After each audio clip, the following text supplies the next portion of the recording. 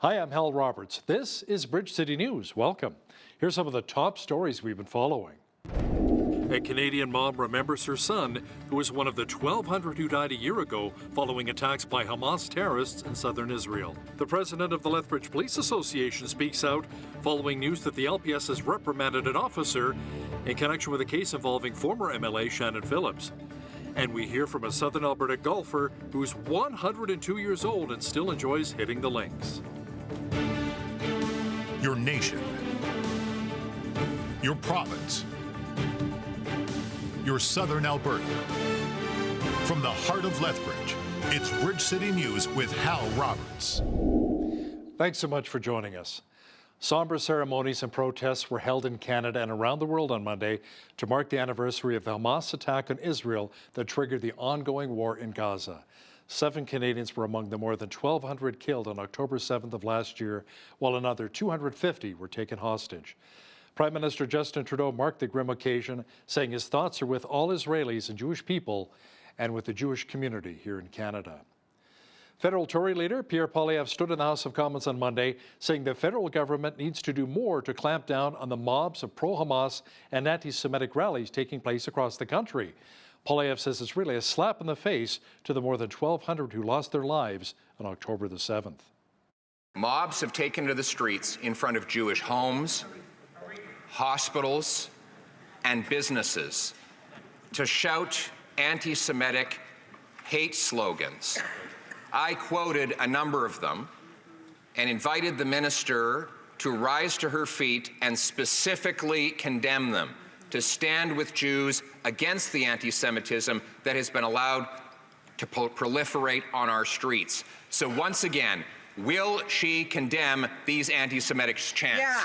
Judy Weinstein, Vivian Silver, Ben Mizrachi, Netta Epstein, Shir Georgi, Alexandre Luc, Idal Vital Kaploun, Tiferet Lapido.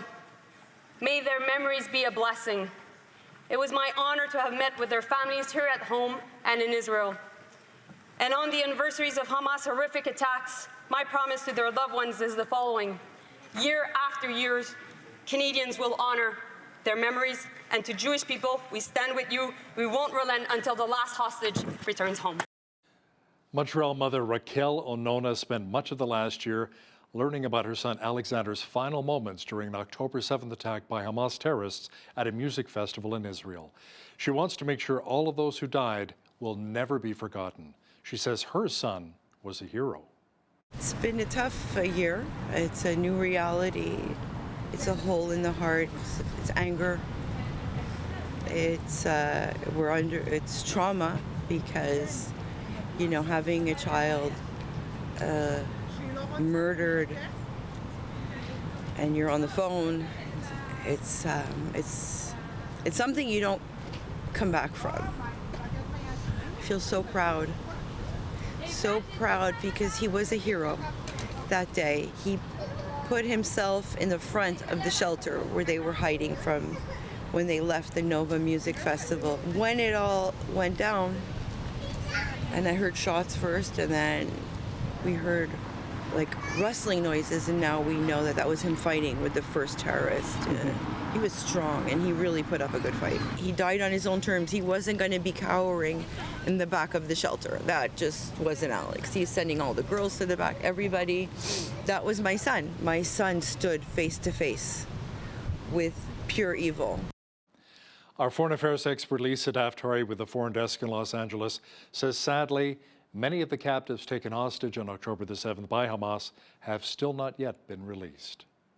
So many of the hostages still remain in captivity 1 year into this war, and many of the bodies have not been returned. I have interviewed a family here in Los Angeles. Their uncle was one of the older hostages taken, and we now know that he has been killed by Hamas in captivity, but they have yet to lay him to rest because they still have not retrieved the body from the terror group. Our foreign affairs expert Lisa Daftari will have more on Israel's war with Hamas, Hezbollah and Iran coming up in the second half of our program. The president of the Lethbridge Hebrew congregation, Gary Cohn, says his group has activities planned this week to honor those who lost their lives on October 7th of last year. He also expressed his thoughts on that somber day. We are completely devastated by what has been going on for the past year. After a horrifically tragic animal-like event that happened 1 year ago with the massacre of all the people of the kibbutz and the surrounding areas, we are heartbroken. It has torn the guts right out of us to watch what's continually going on. We have many Israelis now with us in the community. It is Yom Kippur, the Day of Atonement, coming up on Friday night and Saturday. At that time, we atone for our sins to God, and we will also be saying very special prayers added to the service in memory of those who have gone and lost their lives. May their memory forever be a blessing. The war between Israel and Hezbollah, meanwhile, continues in Lebanon. According to TBN Israel correspondent Yair Pinto, Israeli airstrikes have hit the headquarters of Hezbollah, and top leaders within the terrorist group are still being targeted. Israel is on the verge of redesigning the regional map in the Middle East. The IDF is clearing Hezbollah positions all over southern Lebanon, while also preparing for a significant response to the Iranian missile attack. According to intelligence sources, Nasrallah's designated successor was eliminated in an attack in Dahia, but hundreds of rockets continue to be fired into Israel from Lebanon every day.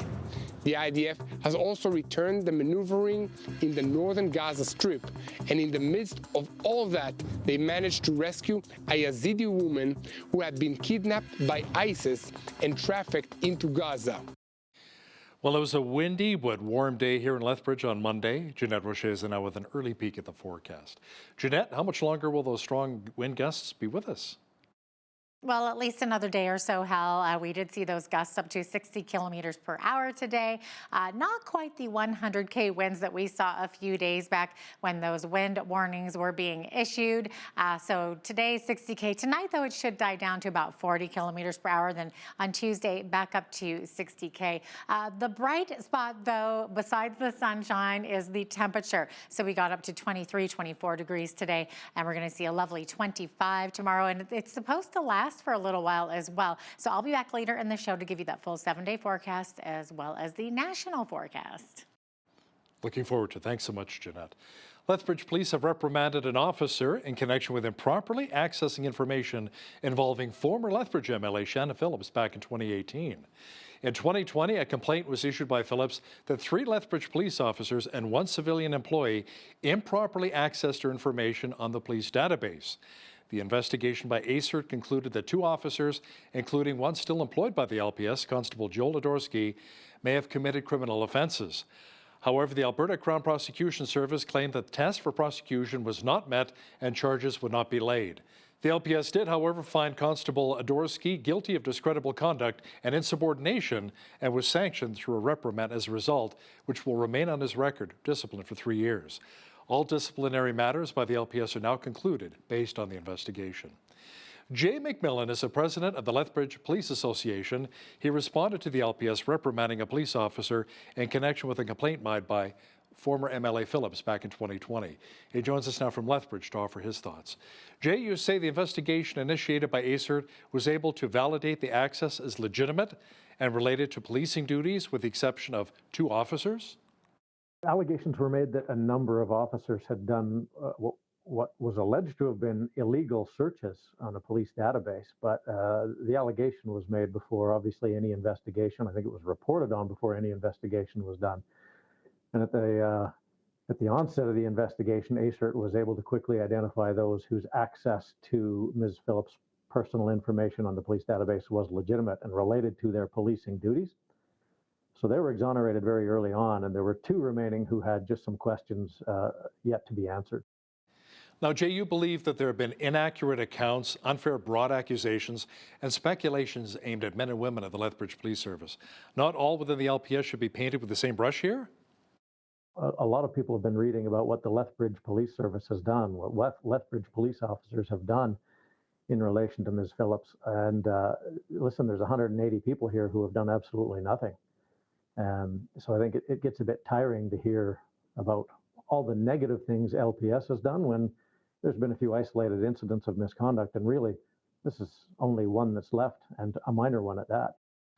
Now, you argue the reports that former MLA Phillips's police database information was accessed to target her for being a woman or for her political affiliation with the NDP were wildly inaccurate. Can you explain? Any allegations that she was targeted for being a woman or for being the NDP are inaccurate because there's just no basis for it. There's no merit in that argument. Furthermore, there's actually some evidence to suggest that it's quite the opposite. The only person who has suffered any kind of consequence for a misconduct misconducted themselves in defense of Ms. Phillips. And I think that's been either overlooked or misrepresented throughout the course of this drama. Jay McMillan, president of the Lethbridge Police Association, thanks so much for your time today. A vigil took place in Lethbridge on Friday to honor the lives of missing and murdered Indigenous women and girls. A crowd of people congregated at City Hall last Friday evening and marched from downtown to Galt Gardens to mark the Sisters in Spirit Day. The vigil honors the lives of those in the LGBTQ2+ community, along with Indigenous women and girls who suffered through violence, including those who were impacted by the 60s scoop. The city of Lethbridge marked October 4th as Sisters in Spirit Day permanently back in 2021. Well, this is Fire Prevention Week 2024. The theme this year is Smoke Alarms, Make Them Work for You. It's to remind those in our community to keep smoke detectors up to date. The Fire Chief of Lethbridge and Fire and Emergency Services, Troy Hicks, explains the importance of keeping these devices working properly. And as time goes on, their importance grows more and more due to the fact of the different types of materials people have in their homes. You know, maybe 20 years ago, we had a lot more time to get out once that smoke detector went off. Now that time is not very much. You might have 1 or 2 minutes to get out of your home once a smoke detector starts to go off. New materials now, pillows, couches, anything like that, the chemicals that are in them to make them light, all that other stuff is pure petroleum products. The smoke that goes off is extremely toxic. The number of false alarm calls we go to that are caused by either expired smoke detectors or their batteries are dying, you're closer to the 70% or higher. So if you're starting to hear sounds like this every now and then, it'll just kind of beep every few minutes as I'm talking. It'll mean that either 1, the detector's expired, as you just heard there, or 2, the battery is going. They have a life expectancy of 10 years. Research reveals that every year there are 24,000 house fires here in Canada. The Lethbridge Hurricanes have made a big trade over the weekend with their fiercest rivals, the Medicine Hat Tigers. Now coming to Lethbridge is Shane Smith, a top forward with 51 points in 64 games last season for the Tigers. In exchange, goaltender Harrison Menigan is on his way to the Hat. Menigan posted a .919 save percentage last season with the Canes and was named the Central Division's Goaltender of the Year and First-Team All-Star. He was drafted in the 7th round of the 2024 NHL Draft by the Tampa Bay Lightning. GM of the Hurricanes, Peter Anholt, says this really is a win-win for both clubs.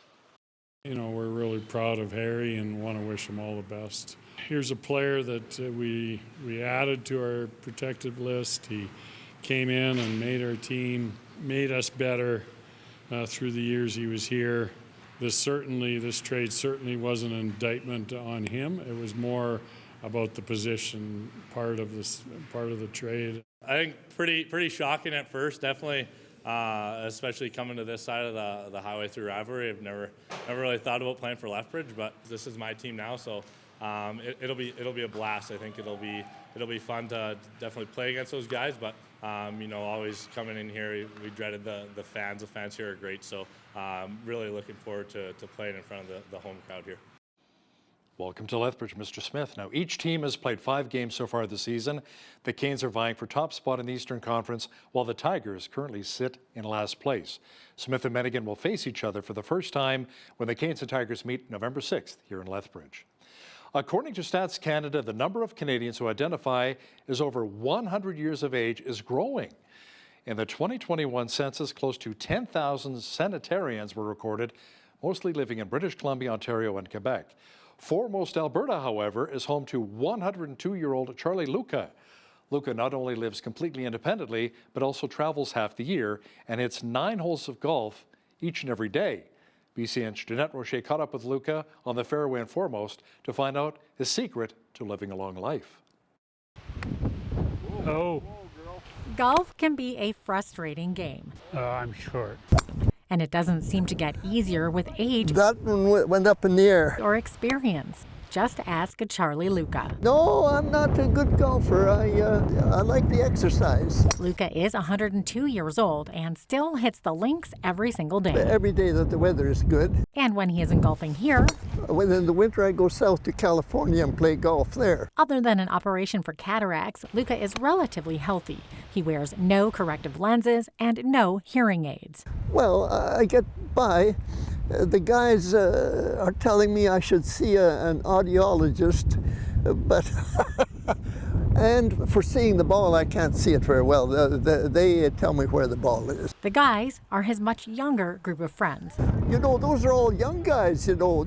I don't think there's even one of them that's 90 yet. Yet Luca, who's constantly leaving his friends in the dust, doesn't appear to wait for anyone on the course. He likes to go quickly when he plays. That's just all there is to it. He likes to play, doesn't like to sit around.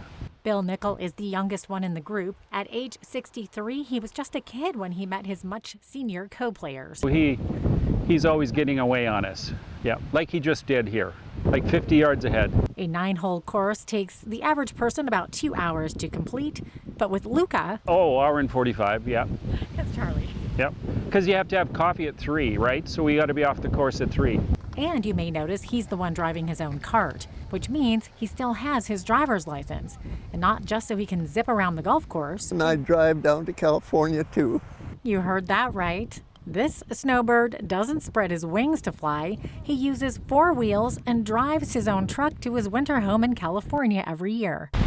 Born and raised in Foremost, Alberta, Luca farmed until 1977, then spent a decade in Botswana as a grain seller. I've been single all my life. I never got married. Is that the secret to your longevity? Well, that's what the guys jazzed me about, yes. Although the centenarian never married, has no children or grandchildren, he doesn't feel like he's missed out. I've been going to Belgium, where my parents came from, pretty well every September. This is the first year that I did not. So what is the secret to his longevity? I think he's got really good genes, and I mean, he's very, very particular about what he eats, and he has a glass of wine every night and a piece of cheese.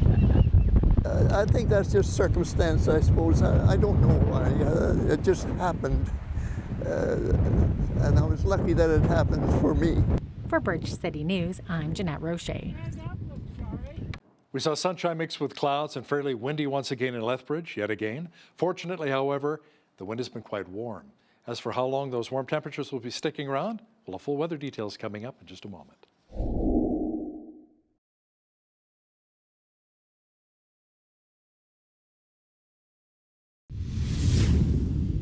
So many of the yellow leaves have blown off the trees in our neighborhood. We've had a number of wind gusts over the past few days. Jeanette Rocher is now with all of the weather details. Jeanette, you know, I feel kind of guilty since I have one of the biggest trees on the block, yet all the leaves are blowing off of my tree into the neighbor's property at the end of the block. Yeah, well, I don't even know what to say about that. Hal, maybe get out there and help them rake them up. Then again, with these strong winds, those leaves are probably in Medicine Hat or Montana by now, so maybe you don't have to worry about them anymore. But those winds are sticking around at least for another day or so. We saw 60K winds today, 40K overnight, back to 60K tomorrow. But a high of 25 degrees tomorrow on Tuesday there should be lovely. 24 for the high on Wednesday, down to 18 on Thursday and Friday, and then 20 on Saturday, and then back to 18 degrees for Sunday with mainly sunny skies. So average high for this time of year, 16, average low between 1 and 2. So definitely getting lower, those averages. 30 was the record high on this day. That happened back in 1933. And in 1970, we had the chilliest on record for this day, which was -11. 7:41 is when the sun rose this morning, and our sunset tonight just before 7 o'clock. So seeing a sunset at 6:55 p.m. So now 11 hours, 13 minutes of daylight. We are getting much shorter days these days. 17 for the high on the coast, both Victoria and Vancouver looking at 60% chance of showers tomorrow. 22 in Edmonton with a mix of sun and cloud, up to 40K winds there. And in Calgary, 21 for the high, mix of sun and cloud, and up to 50K winds. So it looks like the further south we go, the more strong those winds are. Okay, Saskatoon looking at 22 degrees, 25 in Regina, and 18 in Winnipeg. Sunshine all around in those prairie cities. Now, as we get into the central part of the country, we are seeing a little bit of rain. So we're seeing 30% chance of showers in Toronto, high of 17 degrees, Ottawa sitting at 15, and same thing for Montreal under clear skies tomorrow. As we get over to the east coast, we are seeing much more rain there. So Fredericton seeing 10 to 15 millimeters of rain.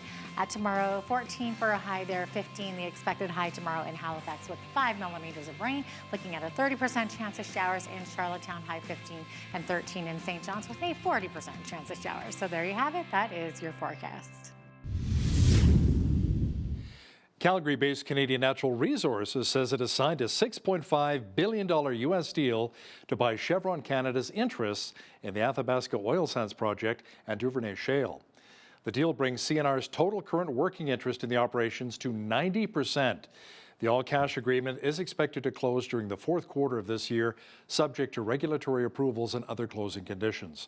In addition, company officials say they will increase their quarterly dividend to shareholders by 7% to 56.25 cents per share, starting with its next regular payment in January. A Calgary-based company is planning to use waste gas from oil wells to help power Saskatchewan's electricity grid. Steel Reef Infrastructure says it has signed a deal with Sask Power that will see it provide the utility with enough electricity to power 100,000 homes each year. It'll be produced at 5 of the company's gas plants in Saskatchewan using recovered gas that would otherwise end up in the atmosphere at well sites. The electricity is expected to come online by late 2027. Now, here's a look at today's markets. The TSX was down 60 points on the day to finish at 24,102. The Dow was down 398 points to 41,954. The S&P 500 was down 55 on the day to 5695, and the Nasdaq was down 213 points to 17,923. West Texas Intermediate Oil was up 289 to 77.27 U.S. per barrel. Natural gas was down 12 cents to 2.74 U.S. Gold was down 9.83 on the day to 26.42.93 U.S. an ounce, and silver was down 49 cents to 31.70 U.S. an ounce. Feed wheat is at $7.97 per bushel, barley's at $6.09, canola's at $14.12, and corn is at $7.49 per bushel. Live cattle were down $1.30 to $183.15. Feeder cattle were down $2.18 to $264.48, and lean hogs were up 90 cents to $87.33. The Canadian dollar was down slightly over the past 24 hours to 73.40 U.S.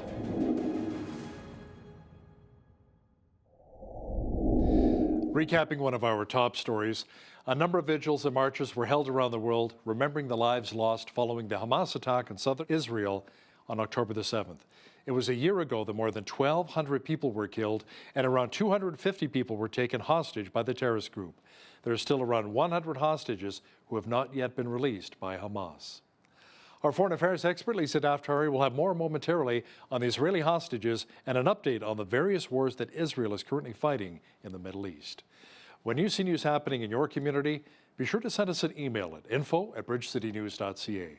Also, be sure to visit our website anytime to check out a number of stories and interviews.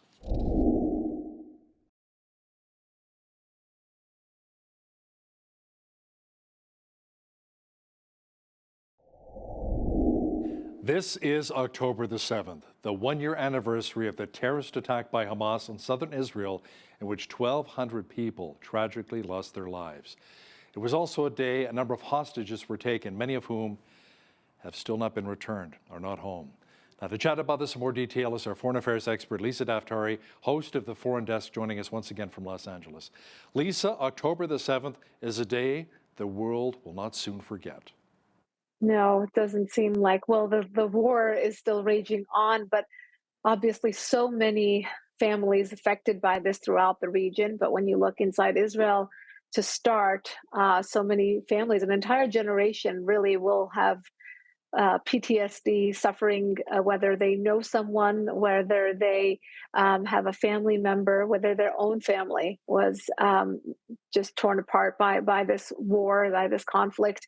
So many of the hostages still remain in captivity 1 year into this war, and many of the bodies have not been returned. I have interviewed a family here in Los Angeles. Their uncle was one of the older hostages taken, and we now know that he has been killed by Hamas in captivity, but they have yet to lay him to rest because they still have not retrieved the body from the terror group. It's horrific, Hal, because when you look around the world and you see these pro-Hamas and pro-Hezbollah protests on the streets of Canada and the United States and Europe, and you just think about the Middle East, where you have moderate Arab voices, moderate Muslim voices, where you have them unified with Israel because they understand the consequences of allowing terrorism and the rhetoric and the brainwashing and the radicalization into their societies. And here we are in the West having allowed it to penetrate into our societies and our universities and our institutions and our media. So yes, 1 year has passed, but we have so much more work ahead of us to truly root out not just Hamas, Hezbollah, the Houthis, and the Islamic Republic in Iran, but to root out the effects, the influence campaigns, the individuals, the spies, the influence that they have here on us in the West. Lisa, Israel is such a small nation. How are they able to handle not only all of the proxy wars with Hamas, Hezbollah, and the Houthis, as you just mentioned, but also with Iran? Will we see peace anytime again soon? You know, from the beginning of its establishment as a state, and juxtapose that with the beginning of the Islamic Republic in Iran 45 years ago, they toppled the Shah of Iran and they came into place. They swore on two enemies: the big Satan, the United States, the little Satan, as you said, the size of New Jersey, Israel, which is right in its backyard, and it has been hell bent on really pushing Israel off the map, and as well as going after U.S. assets. I mean, we have seen only during if you want to start with Carter, who was the U.S. president who was friendly with and helped usher in the Islamic Republic, but you had President Obama and President Biden being really the two that stand out in the past few decades as administrations that have been friendly with an administration that has not been friendly with the United States, that has American blood on its hands, that has been working to really undo the Judeo-Christian values of the West. And now we see many of the effects here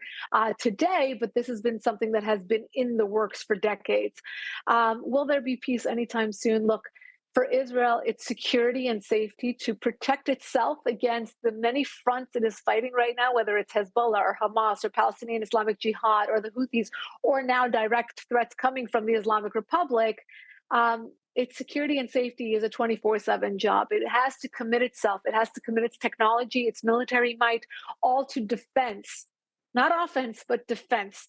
And when you look at the Islamic Republic, again, when the charter of Hamas, the charter of Hezbollah, and the charter of the Islamic Republic is to destroy the infidel, to destroy its enemies, well, they're going to be at it for many years to come. I think Golda Meir was the one who said, if we put down our weapons, meaning the Israelis put down their weapons, there will be no Israel. And, but if the other side puts down their weapons, there will be peace. And I butchered that quote, but the sentiment is there to say that, there can never be peace until this ideology exists to destroy and to kill people just because of their faith. Now, speaking of peace, Lisa, what's the latest between Ukraine and Russia? I mean, are Ukrainian President Zelensky and Russian President Putin ready to sit down now and discuss an end to this war, which has claimed so many lives? So many lives, such a senseless war, and I cannot believe it's been raging on for so long as it has. The Ukraine war will continue, and I believe it is tied into, like many other things, the election that we're going to have here in the United States. I don't think it's going to have any kind of off-ramp or detour or any kind of ceasefire anytime soon. Not only that, but we're talking about more escalations. We're talking about the conversation now revolves around will they use nuclear weapons, not will they sit down to have a conversation. And that's very unfortunate. As we know, there have been many casualties. We did a story here at the Foreign Desk this week where Putin is actually pardoning felons. So instead of doing jail time, they can serve in his military. This is the way that he's trying to increase the draft, increase those who are serving their nation. We know many Ukrainians, Hal, you and I talked about this off air, Ukrainians who aren't leaving Ukraine. They want to stay back. They want to fight. They have that national pride. By the same token, I have interviewed Ukrainians who think, let Russia just do what it has to do. We're not going to get out of this. We might as well just live under one flag. I know that that's not the opinion across the board, but it is an opinion that exists. With Russians, not all of them are backing Putin, and some of them are. Obviously, their economy is suffering. There are so many consequences to this very senseless conflict, and when we'll see an end to it, I think it's going to be months to come, if not years. Lisa, let's talk about the war in Lebanon for just a moment here. The Israel Defense Forces have reportedly hit 150 Hezbollah targets in 24 hours during its ground operations in southern Lebanon. And we've seen some video as well from other reports which show specifically that a lot of the missile silos are set up in apartment complexes where civilians are in Lebanon. These Hezbollah missile silos, it's unbelievable that they're setting up in an area and making, a lot of the civilians targets. Sounds familiar, doesn't it? Yeah, sounds familiar, doesn't it? It's really from the same handbook. We saw the same thing with Hamas. Obviously, the area in which in Gaza where Hamas has built its tunnels, where it's hiding the hostages, where it's putting weapons in schools and mosques and other centers, much more population dense. So we saw a lot of, casualties there among civilians, although there was a report that came out in the last 24 hours that is now showing that of the maybe 30, 40,000 casualties, and I hate to cite a number on the casualties in Gaza because we don't have a straight number. It's coming from Hamas. Among the casualties, they are saying that a majority of them were Hamas operatives or their family members. So, as the days go on, we'll get more and more, facts about this war. But in Lebanon, to your point, Lebanon is not an enemy nation, and Lebanon is only the body where this cancerous cell of Hezbollah is and has taken over. One of the things that many of us have been championing and trying to advocate for and write about to our government is that when we do give aid money to Lebanon, we should make it contingent so that the Lebanese army allows the Christians and others who are freedom-seeking Lebanese people to nation build and get rid of Hezbollah. But this has never happened. This is something that we had to have paid attention to rid Hezbollah. But again, that goes back to U.S. policy and actually focusing on diminishing the Islamic Republic's might in the region and not empowering them, which has not happened. But back to Lebanon. A lot of people getting out of harm's way. I know the United States has evacuated its personnel there. They have told people to get out. Whoever can get out is getting out. And although there are many people who cannot get out, these are the consequences to having these radical elements inside your nation, and the Lebanese people know that.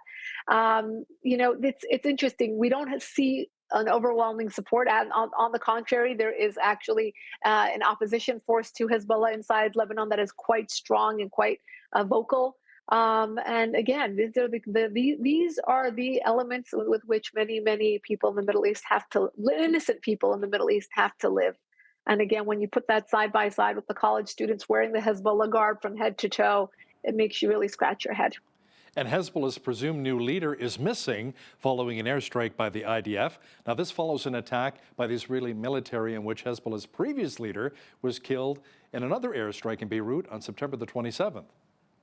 Right. So now, if many of you have seen some of these memes on social media where this is like the quickest turnaround for somebody to hold head of state because, the Hezbollah leaders are being taken out hours after they take office. So they keep replacing the head of Hezbollah, and a lot of their leaders have been killed.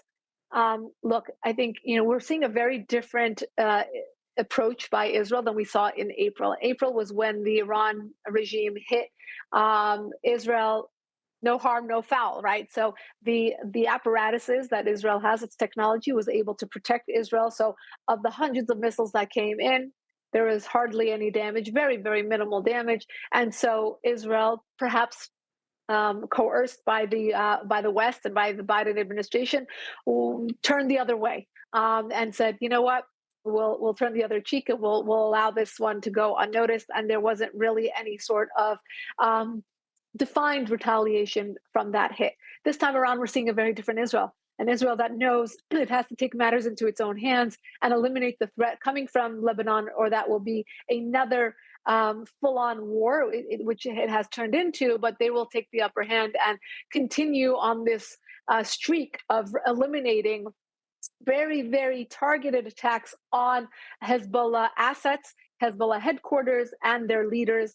If you recall the pager attack, then we went to the walkie-talkies, and now we're looking at very, very targeted attacks on their infrastructure. So doing the best they can. It's like playing whack-a-mole, right? We know that these terror groups really build in a way where, you know, if one dies, the other one takes over, and they have so many volunteers. And as we had said months before, the Hamas war will look like child's play in comparison to the Hezbollah war, because they are better endowed, they have more missiles, they have more capability, and they have more fighters.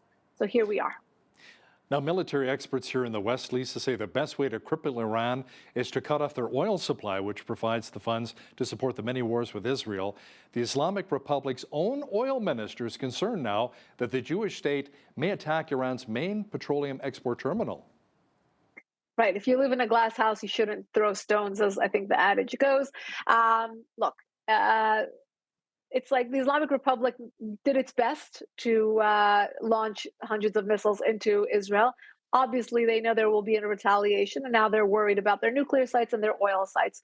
When we talk about their oil sites, Hal, if you recall, under President Trump, love him or hate him, he had very, very tight sanctions on Iran's banking system and weapons basically their ability to acquire weapons, and also, of course, their oil sectors. They were not allowed to sell oil or collect money on the oil that they were selling. And now we see an about face. In the 3 years, almost 4 years that Biden has been in office, they have sold $100 billion worth of oil to partners like China and Russia and North Korea and Venezuela.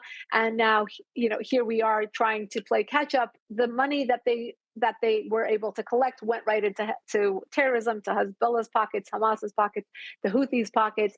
And here we are trying to catch up with this, right? So the United States prides itself on catching, you know, or blocking against Houthi hits in the Red Sea. Wouldn't it have been better not to allow them to take that first shot, right? But that's when we talk about oil, we talk about the sanctions being very important. And really, Hal, to your point and to the beginning of your question, the most important thing here is to want to curb the Islamic Republic in Iran.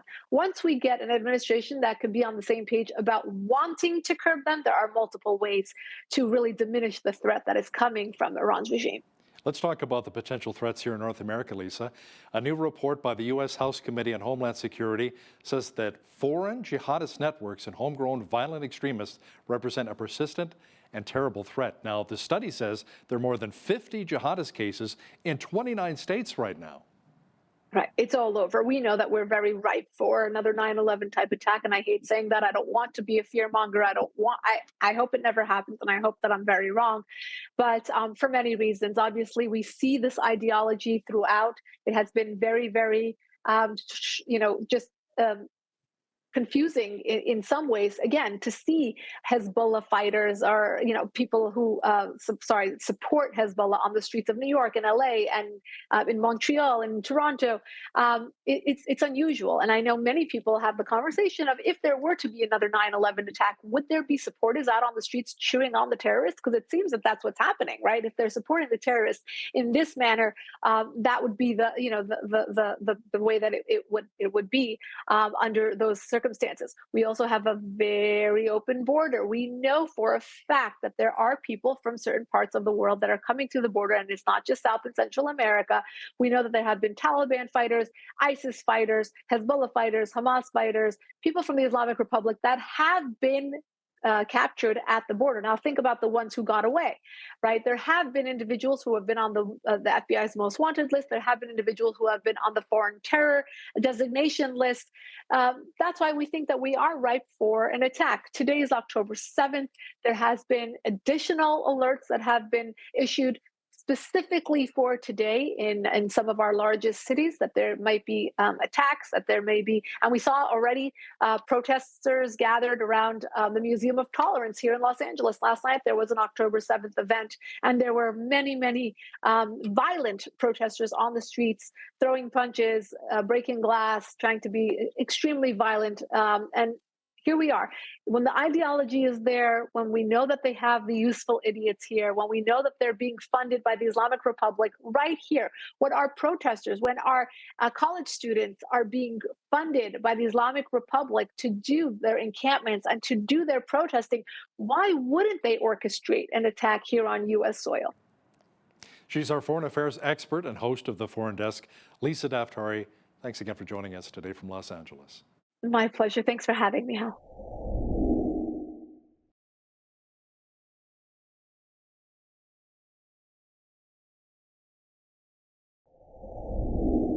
Hard to believe that fall is here already. So how are things looking on the economic front for Lethbridge in southern Alberta?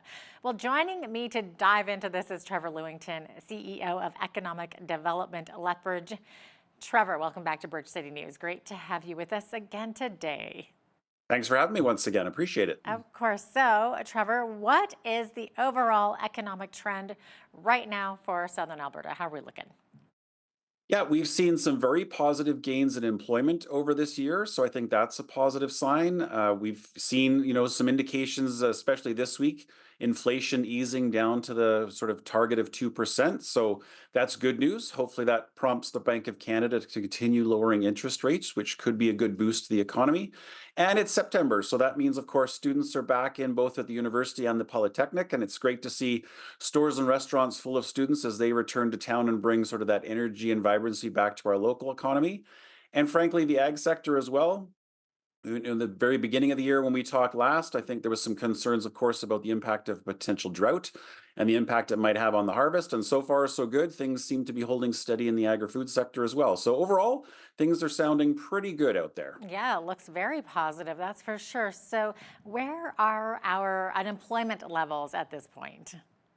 Yeah, unemployment in Lethbridge as of last month was a low of 4.9% actually, and that's the lowest rate of all the large urban areas all across the prairie provinces. If you think about Calgary, for example, it's 7.5%, and Edmonton higher still at 8.6.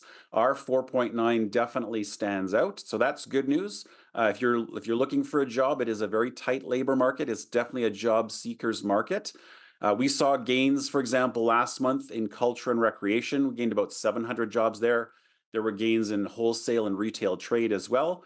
And over the last year, we've actually seen the labor force in Lethbridge grow by almost 14,000 jobs. So there's very significant job growth over the last 12 months, which is very encouraging. That is super encouraging. Okay, so what about small businesses? Are we seeing a decrease or an increase in business startups?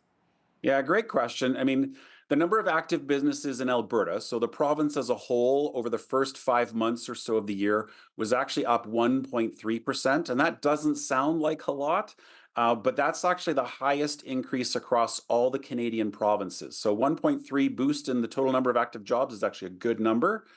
And we don't have any specific data to Lethbridge for this year just yet. But when we look at all of 2023, local business counts in Lethbridge were up almost 3%, so double that provincial number. So if that trend continued into this year, we're in very good shape in the small business space as well. Yeah, okay, so how are these businesses faring now with the challenge of finding workers to fill job vacancies? Are there any particular sectors that are seeing more labor shortages than others? Yeah, and therein lies the challenge, right? So good news is we have a very strong employment situation. Bad news is employers are still struggling finding that talent. Now, it has improved. So if we would have talked a couple of years ago, just coming out of the COVID pandemic, in our region, there were about 6,500 job vacancies. And now that number is closer to 4,000. That's still a lot of vacancies, but certainly an improvement for employers. It's been a little bit easier to find the talent they need. I did, for example, look, we've got a master job board that compiles all of the different job postings from the whole region. And just this morning, there were almost 1,400 positions posted. So there are definitely opportunities out there. And where we're seeing so the demand is all the same story as it's been before. Class 1 drivers continues to be an urgent need. Skilled trades, always a concern.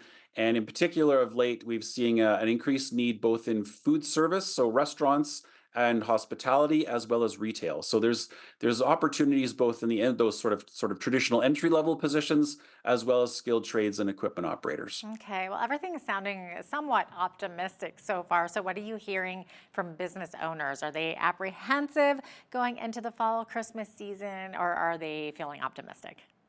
Yeah, I do think there's still some challenges ahead in terms of affordability. Everybody is struggling with the impact of inflation over the last number of years. And although inflation has slowed to 2%, that doesn't mean prices are going down. They're still going up, they're just going up less. So, I do think that will potentially influence consumer spending this fall as we roll into the Christmas season. People are still very conscious that life is more expensive across so many things. The other challenge we have coming into Christmas this year is the Canadian dollar continues to underperform, which means all those imports are more expensive than they might have been last year. And so that's a challenge. It'll hopefully prompt people to spend more at local shops, buying local goods and boosting the local economy. The other thing that I think has businesses concerned is although interest rates have come down, consumer debt levels have never been higher in this country. And so there's an enormous pressure for people to pay interest and manage those debts. And I think it may prompt some people to forego some of the Christmas luxuries and maybe focus on their debt payments and worry about that. So we could see an impact for sure. Yeah, yeah, and it's funny because you mentioned it's back to school time, and of course that always boosts the economy a little bit. So we probably saw a lot of people buying back to school clothes and supplies like we usually see. Did you notice any kind of a difference this year? We're talking about Christmas, sort of comparing the two in terms of the inflation rate and just how people are struggling right now with debt. Did you notice any difference going into that back to school season? Yeah, I haven't heard any stories locally. It's a little too early to tell from a statistics perspective. There's always a lag on when we can get the data to see what September really looked like. I know a number of school divisions this year implemented programs where parents no longer had to buy their own supplies. The school provided a set list. So I think, even the education space, typically some of that shopping is people are thinking differently about how to maybe approach it in another way that perhaps saves parents some money. So it will be interesting to see when those numbers roll in. Very interesting indeed. Okay, so up the top there, you did mention agriculture. So what kind of feedback are you getting from the agribusiness sector at this point? Yeah, this is again the largest sector for the local economy. Agri-food and agribusiness drives southern Alberta, so it is critical for us. We have seen pretty strong commodity and cattle prices, for example, over this year. Prices have held steady, and cattle, in fact, has increased, driving some people to sell and make some money on their herds. As I mentioned off the top of the show, we're very fortunate in that the drought we were anticipating did not materialize. Still some concern, of course, about the levels of moisture going into next year, but certainly nothing like what we thought could have happened, sort of the worst case scenarios. So that has in fact, helped crop yields, allowed producers to get, generally their regular income that they would have seen. We avoided that debt crunch. But locally, we've also seen significant investments. So McCain Foods, their $600 million expansion in Lethbridge County, doubling the size of production will drive potato consumption for years to come, and the need for more potato acres. And then the investment by New Cold in Coaldale to build a $220 million frozen storage and distribution facility. These are big construction projects that will drive, jobs in the short term in the construction sector, but also long term as they're staffed and that they continue to grow. So again, the whole sector seems to be performing well at this point. Okay, great. Now, how about the surrounding southern Alberta communities? How are they doing economically? Anything of note happening there? That would be the smaller towns and whatnot. Yeah, I mean, those two big projects along Canada's premier food corridor along Highway 3, of course, are helping provide spin-off benefits to all of the communities along that corridor. We have seen in Fort Macleod a major expansion by Structural Truss. Anyone that's driving along Highway 3 will have seen the big buildings going up along the highway. So that's been an exciting development in that region. And interestingly enough, the town of Taber is celebrating their 120th anniversary next year. And as a part of that discussion, they're sort of debating whether or not to become a city and whether or not changing their name and sort of going after a different branding makes some sense. So it's, again, I think it speaks to the region. We've seen a number of communities grow over the last year. Our whole region grows quite well relative to the rest of the country. And we may actually have another city on the map very close to us soon. Yeah, and it could be the corn capital of Canada. Who knows, right? We all love the Taber corn. They're famous for it. So why not just capitalize on that, right? Exactly. Might as well build on a successful brand when you can. Exactly. So, Trevor, are we seeing any positive signs of a turnaround for the Lethbridge and District Exhibition Agri-Food Hub and Trade Center? It's such a long name now. Yeah, so the Agri-Food Hub and Trade Center, there was an update provided to Lethbridge City Council on Tuesday, September the 17th, actually. And so far this year, the Agri-Food Hub has hosted about 240 events, and they've got another 25 to go balance of year. So that's good. We're seeing some increased activity there. There's a deficit forecasted at the end of the year of about 3.3 million, but that's an improvement over the previous forecast of 4.7. So yes, it's still a deficit, but certainly about, just about $1.4 million better than they had originally forecasted. And your viewers may remember that at the beginning of the year, that deficit was almost double that, was forecasted to be closer to 6 million. So certainly we've seen some big progress. They're focused on cutting their costs over there, hosting more events and driving revenues. So, fingers crossed, we'll see that they can continue to turn that around into next year. Yeah, there were a lot of challenges there, but it does look like they are, sort of trying to turn that around. So good on them, definitely. So, Trevor, what are you hearing from the construction industry? You mentioned some big projects happening. Mm-hmm. Yeah, those big projects like McCain and New Cold are certainly driving the major project side. We've had renovations of the Chinook Regional Hospital. So there's a number of institutional projects, a new school on the west side of Lethbridge, for example, driving the sector.